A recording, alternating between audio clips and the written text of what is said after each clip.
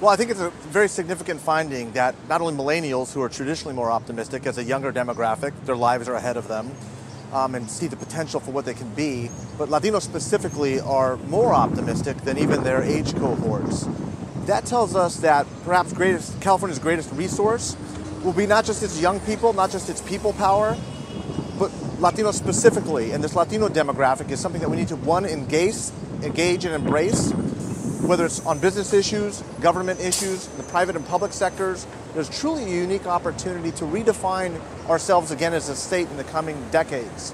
And I think that probably largely is the message of the survey, is that millennials generally are more optimistic, Latinos specifically are even more optimistic than that. And that can't be anything but a positive thing for the state.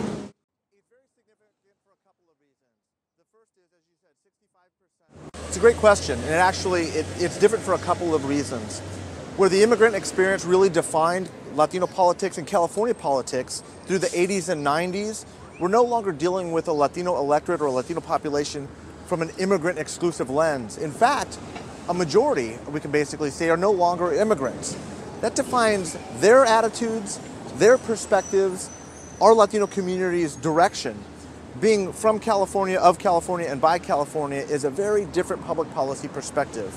We're not really dealing with, and won't be, over the course of the next couple of decades, we won't consider Latino issues to be immigrant issues or some of those issues at the bottom rung of the economic ladder, guest worker programs, not even necessarily bilingual education programs and some of the real hot-button cultural issues that have defined them.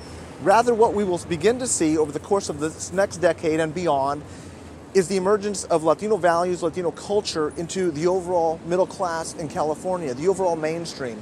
Issues about attaining higher educational opportunities, opening up businesses, home ownership, middle class issues, more economic issues, substantive economic issues that have always affected the middle class, that have always determined the outcomes of elections, and that have always determined the direction of government. So what we'll see is in many ways a difference, because it's going to be a Latino demographic, but at the same time, the same issues that we've been grappling with since we became a state.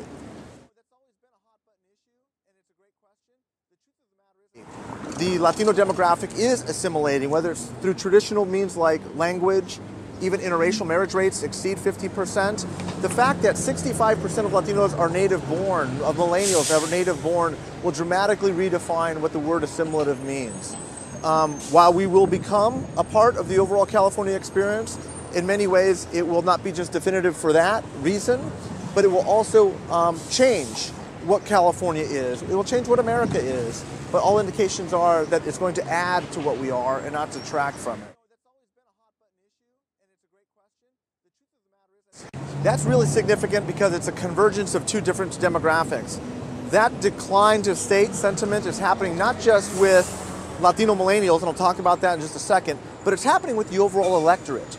And it's happening with younger Latinos in large part because they're more digital than their older counterparts. They're more native born, perhaps, than other counterparts. And so you are seeing Latinos reflect the broader society's trend because of media segmentation, because we're a more sophisticated society, not feeling that their issues are addressed by any one political party. They're choosing issues by issues, they're examining them through that lens, and that can't be anything but a positive thing for the Latino community specifically as it matures and develops and assimilates politically, but also for the California body politic that really is no longer seeing Latinos as embedded in one political party. It is really now being attacked or addressed, I should say, on an issues basis, not on a partisan basis. It's a very positive development. I'm going to say it's a cause of concern for the party structure, both parties, but that's a good thing for California. Because I think what's going to happen is where we've looked at this demographic through a partisan lens for the past 20 years, the fact that it is so big, that there is such little affiliation with partisan brands, it's creating a whole new opportunity for the state. And if we can begin to address issues that face Latinos, that face all Californians through a less partisan, less rigid, less confrontational lens, it can only mean good things for the future. They're optimistic, and we absolutely should be too. It's perhaps, again, California's best asset going forward.